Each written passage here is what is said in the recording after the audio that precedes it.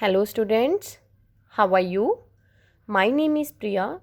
Today we will discuss about class 5th English literature. The first chapter is The Thief and His Mother. Hope all of you listen carefully chapter. So today we will discuss about the long question answers.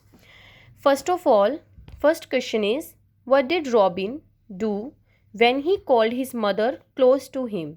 Robin ने तब क्या किया जब उसने अपनी मम्मा को अपने नज़दीक बुलाया? रॉबिन स्पैट इन हर फेस. रॉबिन ने अपनी मम्मा के साथ झगड़ा किया.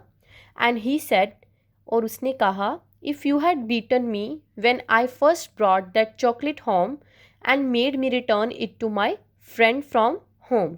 अगर आपने मुझे उस वक्त मारा होता जब मैं पहली बार एक चॉकलेट चुराकर घर आया था और मुझे उस चॉकलेट को वापस करने के लिए कहा होता जो मैंने चुराई थी, from home that I had stolen it, I would not have come to this. तो मैं यहाँ तक नहीं पहुँचता. You are the cause of my disgrace and death. आप मेरे अपमान और मृत्यु का कारण हो. So now the second question is what do you know about Robin? आप रॉबिन के बारे में क्या जानते हैं? Robin was a very naughty boy. Robin एक शरारती लड़का था. ही हैड नो ब्रदर और सिस्टर्स. उसका कोई बहन भाई नहीं था. He was a only child and badly spoiled by his mother. वह एक लौता बच्चा था और अपनी मम्मा का बिगाड़ा हुआ बच्चा था.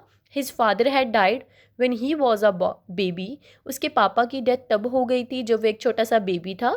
He was always getting into trouble. वह हर वक्त कोई ना कोई परेशानी खड़ी करता रहता था. None of his classmates like him. उसका कोई भी क्लासमेट्स उसे लाइक नहीं करता था. His mother often receives complaints from the principal about his behaviour.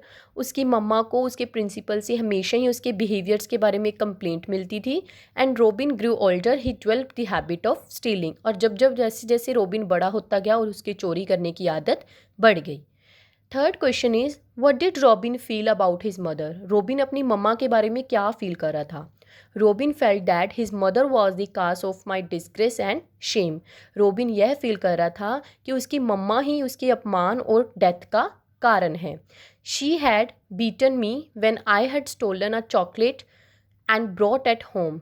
उसने मुझे तब मारा होता जब मैं फर्स्ट टाइम एक बच्चे की चॉकलेट चुराकर घर आया था. तो मैं यहाँ तक नहीं पहुँचता. So students, today is the end. Tomorrow we will discuss about the next exercise. Thank you students. Have a nice day.